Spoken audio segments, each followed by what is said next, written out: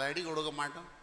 என்னடா கல்யாணம் பண்ணுற வயசா இது, உனக்கு எதை எப்போ செய்யணும்னு எங்களுக்கு தெரியும் போ. அது இதை தான் நம்ம ஆண்டவரிடத்துல செய்துக்கிட்டு இருக்கோம். இதை தான் ஆண்டவரிடத்துல செய்கிறோம். நேரம் தவறி காலம் தவறி ஆண்டவரிடத்துல எத்தனையோ காரியங்களை கேட்குறோம். ஆண்டவருக்கு தெரியும் நமக்கு எது எப்பொழுது தேவை, எந்த காலத்திலே நமக்கு எதை செய்ய வேண்டும் என்கிற ஞானம் அவருக்கு உண்டுங்க. அந்த ஞானத்தின்படி அவர் செய்கிறார். நான் ஆண்டவரிடத்தில் சொல்ல முடியாது, ஆண்டவர் இதை இப்போ செய்யும் நாளைக்கு செய். என்னுடைய காலத்திலே ஆண்டவர் செயல்பட வேண்டும் என்று நான் எதிர்பார்ப்பது அது மதியினம். ஆண்டவருடைய காலத்துக்கும் வேலைக்கும் நேரத்துக்கும் நாம் நம்மை ஒப்பு கொடுக்கணுங்க. ஆண்டவரே உம்முடைய சித்தத்தின்படி உம்முடைய காலத்திலே இதை எனக்கு செய்து தாரும் ராஜா. அவ்வளோதான், இதை தான் நம்ம செய்யணும். ஏற்ற காலத்திலே நம்மை உயர்த்துவார். சங்கீதக்காரன் அவர் பேசும் பொழுது எப்படி பேசுறார் பாருங்க. 123ஆம் சங்கீதம் நமக்கு தெரிந்த ஒரு சங்கீதம் தான். 2ஆம் வசனம். இதோ வேலைக்காரரின் கண்கள் தங்கள் எஜமான்களின் கையை நோக்கி இருக்குமா போலவும், வேலைக்காரின் கண்கள் தங்கள் எஜமாட்டின் கையை நோக்கி இருக்குமா போலவும், எங்கள் தேவனாகிய கர்த்தர் எங்களுக்கு இரக்கம் செய்யும் வரைக்கும் எங்கள் கண்கள் அவரையே நோக்கி இருக்கிறது. எங்களுக்கு இரக்கம் செய்யும் வரைக்கும். ஆமா, இப்பொழுதே செய்யும், நாளைக்கே செய்யும். சங்கீதக்காரனுக்கு தெரியாதா சொல்ல? என் இதயத்துக்கு உகந்தவன் என்று தேவனாலே நற்சாட்சி பெற்ற அந்த சங்கீதக்காரனுக்கு சொல்ல தெரியாதா? நீர் இரக்கம் செய்யும் வரைக்கும் என் கண்கள் உம்மையே நோக்கி இருக்கிறது. இன்றைக்கு சொல்ல தெரியணும் ஐயா, உம்முடைய நேரத்திலே நீர் எனக்கு எல்லாவற்றையும் செய்து தாரும் ஆண்டவரே, என்னுடைய நேரத்திலே அல்ல. நீர் என்னுடைய நேரத்துக்கு கட்டுப்பட வேண்டும் என்று நான் விரும்பவில்லை. ஆண்டவருடைய கடிகாரத்திலே நாம் நம்முடைய கையை போடக்கூடாதுயா. நல்லா தெரிஞ்சுக்கிடுங்க, ஆண்டவருடைய கடிகாரத்தில் என் கையை நான் போய் போடக்கூடாது. இதில் செய், இந்த நேரத்தில் செய். நோ, அவர் எந்த நேரத்தில் எதை செய்வாரோ அதுவரை நம்ம காத்துட்டு இருக்கணும். நமக்கு வேற வழி கிடையாது. உலகத்திலே வருவதற்கு ஒரு காலம் இருந்தது. காலம் தவறி உலகத்துக்கு வரல. கலாத்தியருக்கு எழுதின நிருபம் 4ஆம் அதிகாரம் 5ஆம் வசனத்தில் என்ன சொல்றார், அதையும் வாசிப்போம். கலாத்தியர் 4:5,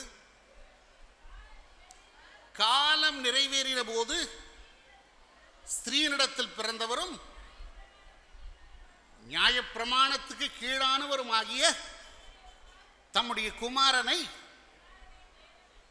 தேவன் அனுப்பினார். எப்போ அனுப்பினாரா? காலம் நிறைவேறின போது. அவர் உலகத்துக்கு வருவதற்கு ஒரு காலம் இருந்தது. அதே விதமாய் உலகத்தை விட்டு போகவும் ஒரு காலம் இருந்தது. பவுல் ரோமருக்கு எழுதின நிருபம் 5ஆம் அதிகாரம் 6ஆம் வசனத்திலே சொல்லுகிறார், அவர் குறித்த காலத்திலே அக்கிரமக்காரருக்காக மரித்தார். குறித்த காலத்தில் தான் மரித்தார், காலம் தவறி மரிக்கல இல்லைங்களா? அவருடைய காலத்துக்கு கட்டுப்பட்டு இருக்கணும் ஐயா. அதற்கு தான் நாம் அழைக்கப்பட்டு இருக்கிறோம். 10 பேரிலே 5 பேர் புத்தி இல்லாதவர்கள், புத்தியற்ற கன்னிகைகள். ஏன்? அவர்கள் எதிர்பார்க்கிற நேரத்திலே மணவாளன் வர வேண்டும் என்று எதிர்பார்த்தாங்க. தங்களுடைய காலத்துக்கும் தங்களுடைய நேரத்துக்கும் ஆண்டவர் கட்டுப்பட வேண்டும் என்று நினைத்தார்கள். புத்தியற்றவர்கள் இருக்கலாங்க. இன்றைக்கு நமக்கு நம்முடைய வாழ்க்கையிலே தேவைகள் இருக்கலாம், அவசரமான சில தேவைகள் இருக்கலாம், சில வியாதிகள் இருக்கலாம், சுகவீனங்கள் இருக்கலாம். ஆண்டவரிடத்தில் கேட்கிற, ஆண்டவரே இதை என்னிடத்திலிருந்து நீக்கி போடும், இந்த வியாதியிலிருந்து நான் விடுபட வேண்டும், எவ்வளவு காலம் இதிலே நான் போராடி கொண்டிருப்பது. கேட்கலாங்க, கேட்பதில் எந்த தவறும் இல்லை. ஆனால் அவர் நமக்கு நன்மைகளை செய்ய, ஆசீர்வாதங்களை அருள வேதத்தின் அடிப்படையிலே வசனங்களை பார்த்தோம். அவர் நேரத்திலே அவர் செய்வார். அதுவரை நாம் காத்திருக்க வேண்டும். ஆண்டவரிடத்தில் கேட்போம், ஆண்டவரே இதை தாங்க எனக்கு கிருபையை தாரும், இந்த வலியை தாங்க, இந்த வேதனையை தாங்க எனக்கு உம்முடைய கிருபையை தாரும். அவ்வளவுதான் நம்ம ஆண்டவரிடத்தில் கேட்க முடியும். இப்பொழுதே செய்யும், நாளைக்கே செய்யும், அதெல்லாம் பேச முடியாதுயா. தெரிதுங்களா? புத்தியற்ற கன்னிகைகள் முதன்மையான எண்ணெய்க்கு அவர்கள் முக்கியத்துவம் தராமற் போனார்கள். மாத்திரமல்ல, தங்களிடத்தில் இருந்த எண்ணெயே போதும் என்று நினைத்தார்கள். அவர்கள் புத்தியற்றவர்கள். மாத்திரமல்ல, தங்களுடைய நேரத்திலே மணவாளன் வர வேண்டும் என்று எதிர்பார்த்தார்கள். புத்தியற்றவர்கள். மத்தேயு சுவிசேஷம் 25ஆம் அதிகாரம் 4, 5, 6 வசனங்களிலே என்ன பார்க்கிறோம்? புத்தியுள்ளவர்கள் தங்கள் தீவட்டிகளோடு தங்கள் பாத்திரங்களில் எண்ணெயையும் கொண்டு போனார்கள். மணவாளன் வர தாமதித்த போது அவர்கள் எல்லாரும் நித்திரை மயக்கம் அடைந்து தூங்கி விட்டார்கள். நித்திரை மயக்கம் அடைந்து தூங்கிவிட்டார்கள். இங்க அப்படி யாராவது இருக்கீங்களா? எல்லாம் கண்ணை விடிச்சுட்டு தான் இருக்கிறீங்க. 6ஆம் வசனமா, நடுராத்திரியிலே இதோ மணவாளன் வருகிறார், அவருக்கு எதிர்கொண்டு போக புறப்படுங்கள் என்று சத்தம் உண்டாயிற்று. எந்த நேரத்தில் வருது பாருங்க சத்தம். இதோ மணவாளன் வருகிறார், அவருக்கு எதிர்கொண்டு போக புறப்படுங்கள்.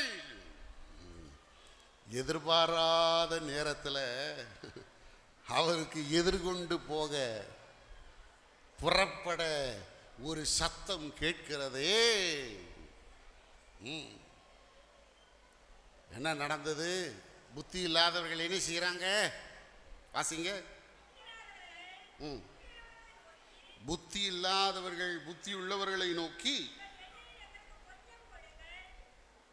7ஆம் வசனத்திலிருந்து வாசிங்கம்மா. அந்த கனிகள் எல்லாரும் எழுந்திருந்து தீவெட்டுகளை ஆயத்தப்படுத்தினார்கள். புத்தி இல்லாதவர்கள் புத்தி உள்ளவர்களை நோக்கி, உங்கள் எண்ணெயில் கொஞ்சம் கொடுங்கள், எங்கள் தீவெட்டி அணைந்து போகிறது என்றார்கள். பாருங்கம்மா பாருங்க, எங்க தீபம் அணையுதம்மா பாருங்க. பாருங்கம்மா பாருங்க, எங்க வத்தி அணையுதம்மா பாருங்க. பாருங்க பாருங்கம்மா பாருங்க, எங்க தீபம் அணையுதம்மா பாருங்க. பாருங்கம்மா பாருங்க, எங்கள் வத்தி அணையுதம்மா பாருங்க. பாருங்கம்மா, எங்க தீபம் அடைகிற நேரத்தில் இருக்கு. என்ன செய்யணும்? உங்க எண்ணெயில கொஞ்சம் எங்களுக்கு தரணும் நீங்க. அப்போ புத்தி இல்லாதவர்கள் புத்தி உள்ளவர்களை பார்த்து என்ன சொன்னாங்கன்னா, பிரதியுத்தரமாக, அப்படி அல்ல, எங்களுக்கும் உங்களுக்கும் போதாமல் இராதபடி நீங்கள் விற்கிறவரிடத்திலே போய் அதை வாங்கிக் கொள்ளுங்க. உங்களுக்கும் எங்களுக்கும் போதாது, கொஞ்சம் எண்ணெய் தரவும் இயலாது. உங்களுக்கும் எங்களுக்கும் போதாது, கொஞ்சம் எண்ணெய் தரவும் இயலாது. பாருங்கம்மா பாருங்க, எங்க தீபம் அணையுதம்மா பாருங்க. தாருங்கம்மா தாருங்க, எங்க வத்தி அணையுதம்மா தாருங்க. ஆமா, கொடுக்க முடியாதம்மா. நாங்கள் கொடுக்க முடியாத சூழ்நிலையில் இருக்கிறோமே. உங்களுக்கும் எங்களுக்கும் போதாமல் இராதபடி நீங்கள் விற்கிறவரிடத்திலே போய் வாங்கிக் கொள்ளுங்கள். பாருங்க, இந்த 5 பேர் ஏன் புத்தி இல்லாதவங்க தெரியுங்களா? புத்தி உள்ளவர்களை சார்ந்து அவங்க உதவியோடு மணவாளனை சந்திக்கலான்னு யோசித்தாங்க.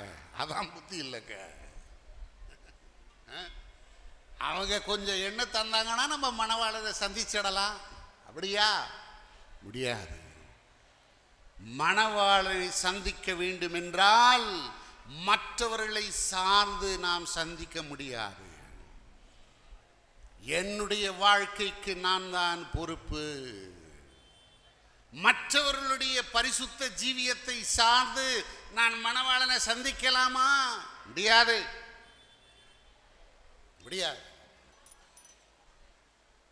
என்னுடைய வாழ்க்கைக்கு நான் தான் உத்தரவாதம். மணவாளன் வரும் பொழுது என்னுடைய தீவட்டியாகிய என்னுடைய வாழ்க்கையாகிய தீவட்டி எரிகிறதா? என்னுடைய வாழ்க்கையாகிய தீவட்டி எரியவில்லை என்றால் நான் மணவாளனை சந்திக்க முடியாது. இன்றைக்கும் அநேக வேளையில் மற்றவர்களை சார்ந்து பரலோகம் போயிடலாம் நினைக்கிறாங்களா மக்களே? முடியாதுயா, முடியாது. சிலர் பேசுவதை நான் கேட்டிருக்கிறேன். ஐயா, எங்க தாத்தா உங்களுக்கு தெரியுமா? பெரிய தேவ பக்தி கொண்ட ஒரு மனுஷன் பாருங்க, அவருடைய பேரன் தான் நான். உங்க தாத்தா தேவ பக்தி கொண்ட மனுஷன், அதெல்லாம் சரி, அவருடைய பக்தி உனக்கு இருக்கா? அதுதான் கேள்வி. உங்க தாத்தாவனுடைய தேவ பக்தியை சார்ந்து நீ பரலோகம் போக முடியாது. எங்க மாமா உங்களுக்கு தெரியுமா? எங்க அத்தை, எங்க பாட்டி ஒரு பெரிய ஜெப வீராங்கனை, அதிகமாக ஜெபிக்கிற ஒரு மனுஷியா இருந்தா. எங்க மாமா செய்த ஊழியங்கள் எல்லாம் தெரியுமா? ஆண்டவரோடு அவ்வளவு நெருக்கமாய் இருந்தார்கள், ஆண்டவரை மிகவும் நேசித்தார்கள். அதெல்லாம் சரி, உங்க மாமாவனுடைய ஊழியம், உங்க மாமாவுடைய ஜெப வாழ்க்கை, பக்தி அவரை பரலோகம் கொண்டு சென்றது. உனக்கு அந்த பக்தி,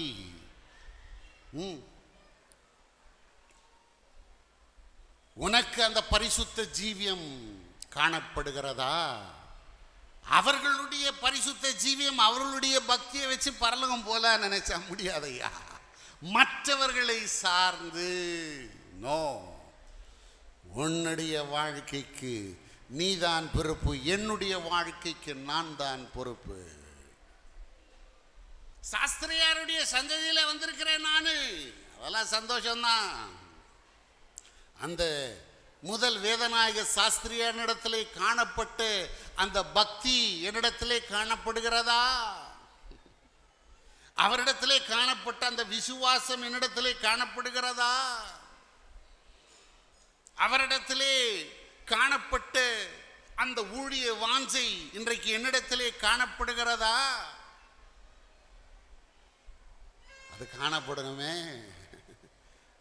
அவரிடத்திலே அந்த தேவ பக்தி இருந்தது, கர்த்தர் பேரிலே அவருக்கு இருந்த வாஞ்சை அவரை பரலோகத்துக்கு கொண்டு சென்றது.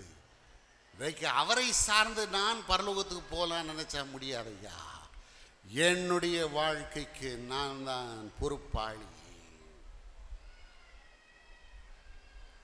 என்னுடைய வாழ்க்கைக்கு நான் தான் பொறுப்பாளி.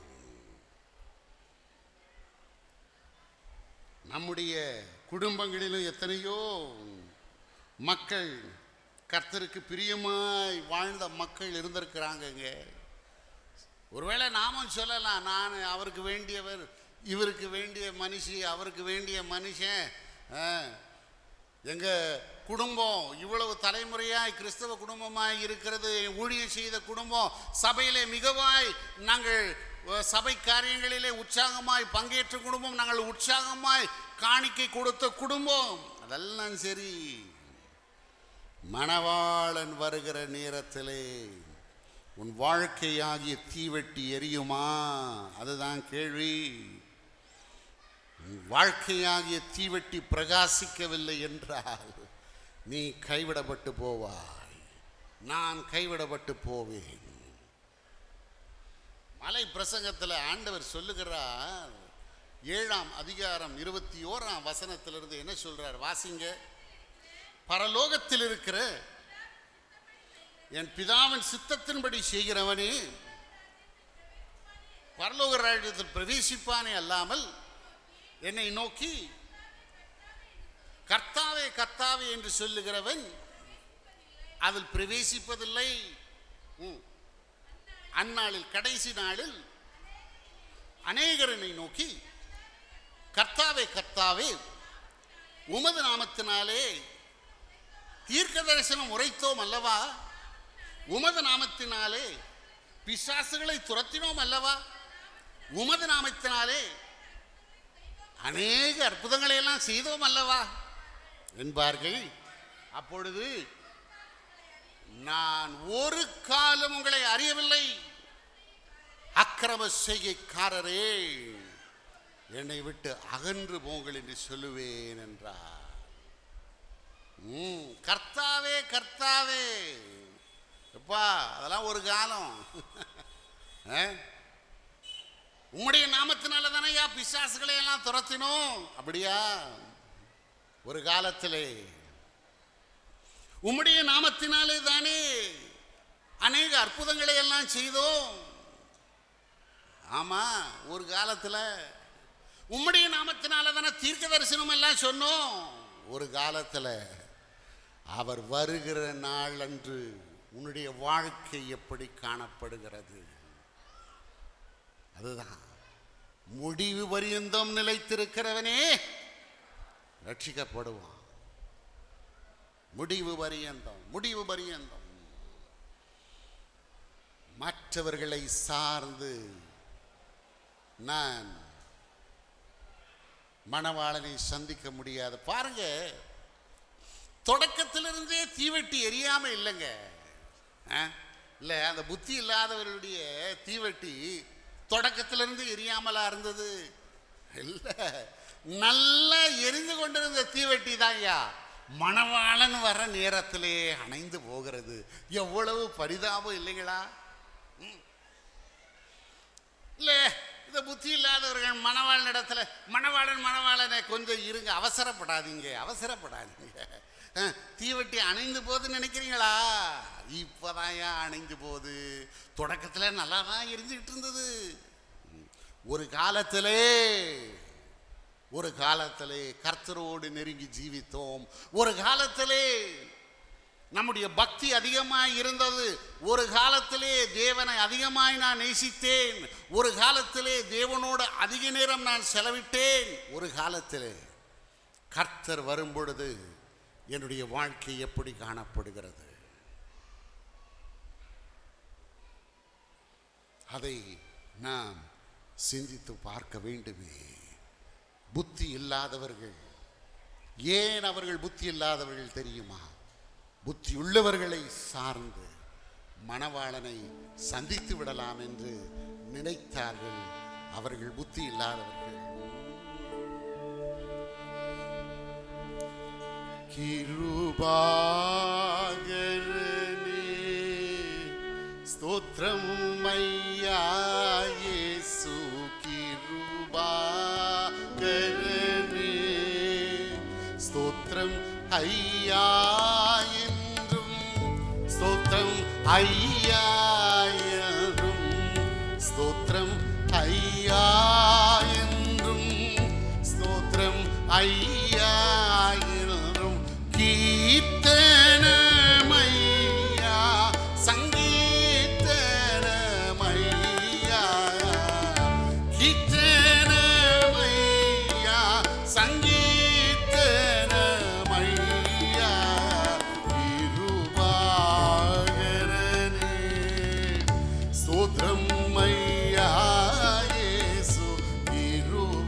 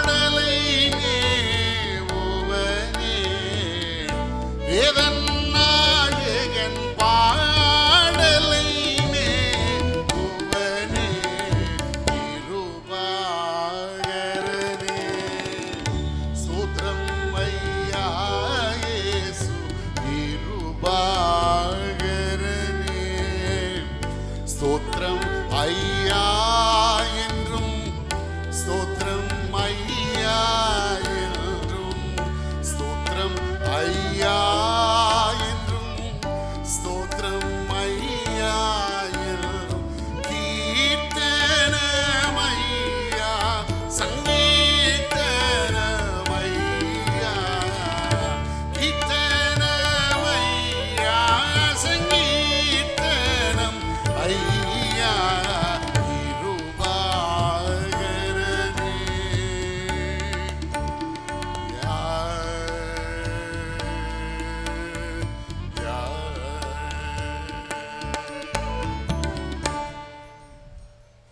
பத்து பேரிலே 5 பேர் புத்தியற்றவர்கள். ஏன்? முதன்மை வாய்ந்த அந்த எண்ணெய்க்கு முக்கியத்துவம் தராமற் போனார்கள், புத்தியற்றவர்கள். இரண்டாவது, தங்களிடத்தில் இருந்த எண்ணெயே போதும் என்று நினைத்தார்கள், ஆகவே அவர்கள் புத்தியற்றவர்கள். மூன்றாவது, மணவாளனுடைய வருகைக்கு கால கணக்கிட்டு போட்டார்கள், அவர்கள் புத்தியற்றவர்கள். நான்காவது, ஏன் புத்தியற்றவர்கள் என்றால், புத்தியுள்ளவர்களை சார்ந்து மணவாளனை சந்தித்திடலான்னு நினைச்சாங்க, அவங்க புத்தியற்றவர்கள். வாசிங்க என்ன நடக்குது. அவர்கள் வாங்க போன போது மணவாளன் வந்து விட்டார். ஆயத்தமாய் இருந்தவர்கள் அவருடனே கூட கல்யாண வீட்டுக்குள் பிரவேசித்தார்கள். கதவும் அடைக்கப்பட்டது. பின்பு மற்ற கன்னிகைகள் வந்து, ஆண்டவரே